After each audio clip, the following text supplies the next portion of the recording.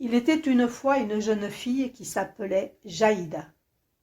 Ses deux mains, son corps agile et son regard sans cesse étonné par la lumière du monde, étaient ses richesses sur cette terre.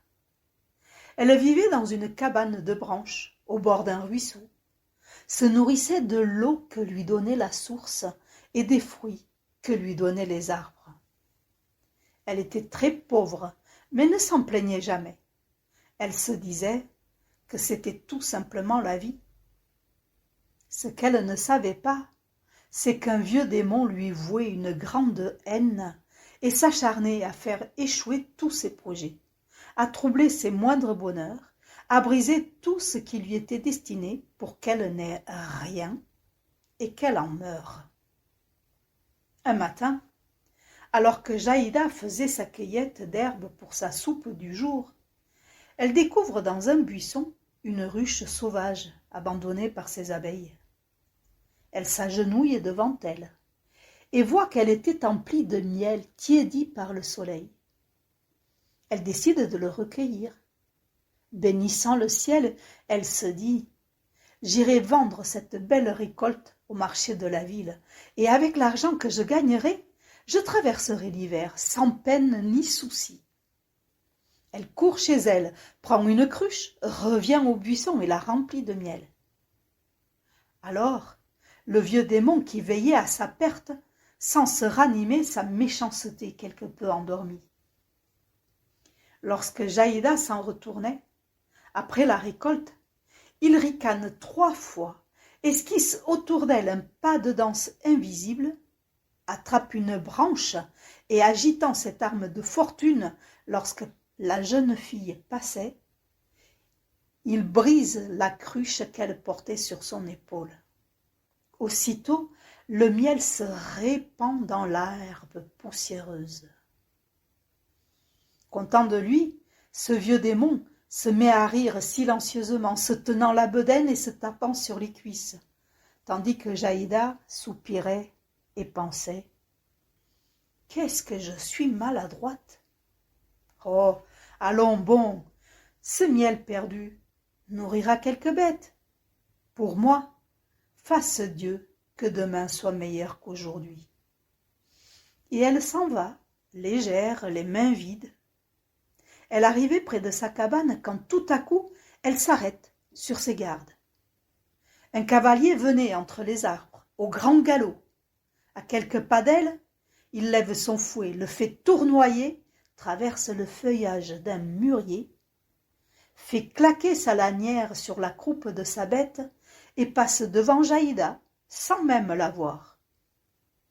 De l'arbre déchiré tombe une multitude de fruits. Waouh! Quelle chance! Grâce à cet homme, me voilà avec bien plus qu'une cruche de miel. Elle emplit un panier de mûres et reprend le chemin du marché. Aussitôt, l'invisible démon qui n'avait cessé de la guetter se met à s'ébouriffer, à se gratter sous les bras comme le font les singes.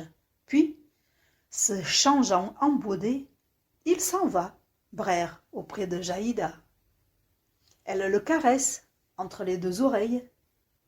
Il a l'air d'aimer ça. Puis, il l'accompagne jusqu'au faubourg de la ville. Là, Jaïda s'arrête un instant au bord de la grande route pour regarder les gens qui passaient, qui allaient et venaient.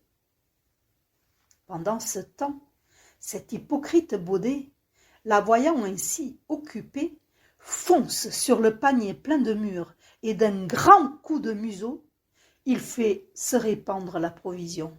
Puis, se roulant dedans, il la réduit en sale bouillie.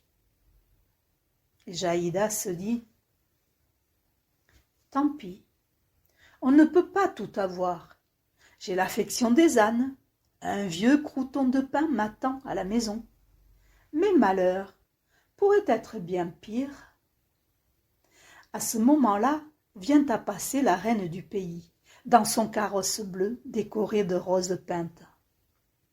Elle voit les mûres répandues, l'âne trottant, l'échine luisante de sucre. Elle se dit: pauvre enfant, quel triste sort!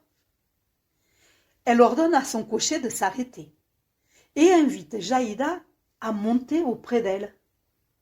La reine est si émue par l'innocence de cette jeune fille qui n'osait rien lui dire qu'elle décide de lui offrir une maison en pierre, une belle maison en pierre.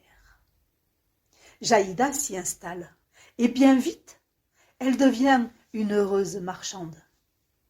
Mais le mauvais génie veillait. Un jour, il découvre où se trouvent les biens les plus précieux de Jaïda, dans une remise derrière le logis. À la nuit tombée, il y met le feu. Jusqu'au matin, il danse autour de l'incendie. À l'aube, il ne restait que des cendres et des poutres noires, où s'était élevée une belle bâtisse.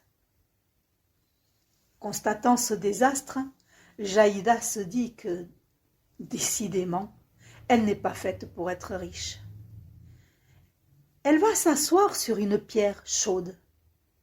Là, elle voit une colonie de fourmis qui transportaient leurs réserves de blé, grain par grain, de dessous les gravats en un lieu plus sûr.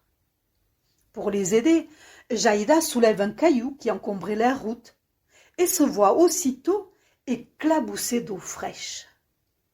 Sous la pierre qu'elle a bougée se cachait une source. Assemblés autour d'elle, les gens s'émeuvent et s'émerveillent. Une vieille prophétie avait situé en ces lieux une fontaine de vie éternelle que personne n'avait jamais découverte. Le grimoire disait que seule la trouverait un jour, après un incendie et au bout de longues peines, une jeune fille autant aimante qu'indifférente à ses malheurs. Cette jeune fille était enfin venue.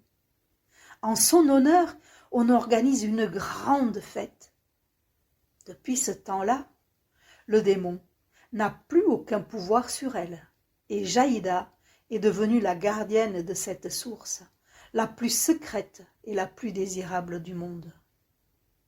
À ceux qui viennent la voir, s'ils savent aimer, et s'ils savent enfin que le malheur ne vaut pas plus que poussière emportée par le vent, on dit qu'elle offre à boire l'immortalité dans le creux de ses mains.